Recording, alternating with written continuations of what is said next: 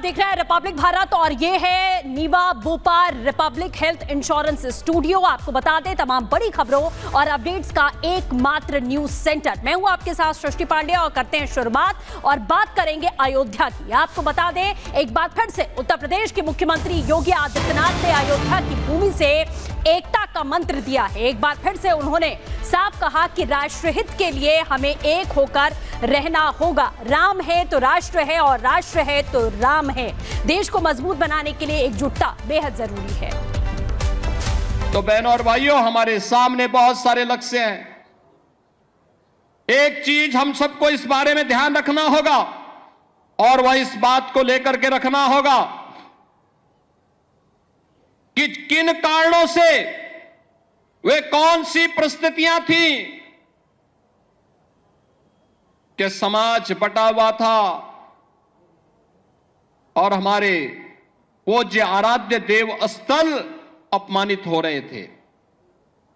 अगर हम जाति के नाम पर और तमाम अन्य वादों के आधार पर विभाजित रहेंगे तो इस प्रकार की अपमानजनक स्थितियों का सामना हम सबको निरंतर करना पड़ सकता है। और इसलिए आज की आवश्यकता वही है जो न केवल हमारे वर्तमान को बल्कि भविष्य को भी सुरक्षित रख सकता है। उस एकता के सूत्र में बांधने के लिए, राष्ट्रीय एकात्मता के लिए कार्य करने के संकल्प के साथ जब हम जुड़ेंगे, याद रखना राष्ट्रीय एकात्मता की कड़ी मजबूत होगी, सनातन धर्म भी मजबूत होगा, देश भी मजबूत होगा, हम सब भी मजबूत होंगे। लेकिन अगर हमारा देश कहीं किन्हीं कारणों से आपस में ही विभाजित होकर के कमजोर होगा, जातीयता की खाइयां चौड़ी होंगी, क्षेत्र और भाषाई आधार पर हम विभाजित होंगे, तो इसका खामियाजा सबसे पहले हमारे पूज्य धर्म स्थलों को ही भुगतना पड़ेगा, बहन और बेटियों को ही भुगतना पड़ेगा। उस प्रकार की स्थिति हम सबके सामने दोबारा न होने पाए, यह एक नया संकेत भी द्वादश प्रतिष्ठा का यह आयोजन हम सबको, प्रतिष्ठा द्वादशी का यह कार्यक्रम हम सबको इस नई प्रेरणा के साथ आगे बढ़ने के लिए प्रेरित कर रहा है। और इस अवसर पर मैं आप सबसे यही आह्वान करूंगा, मैं एक यही आह्वान करूंगा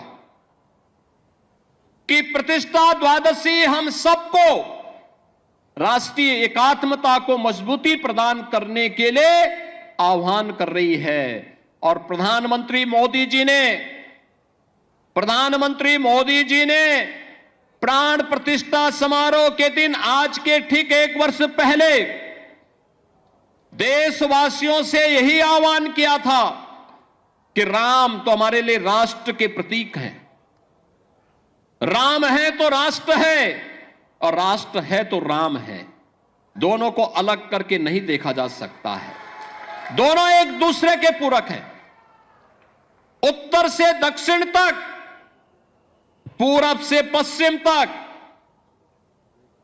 इन्हीं आराध्य देवों के कारण आज वर्तमान भारत है।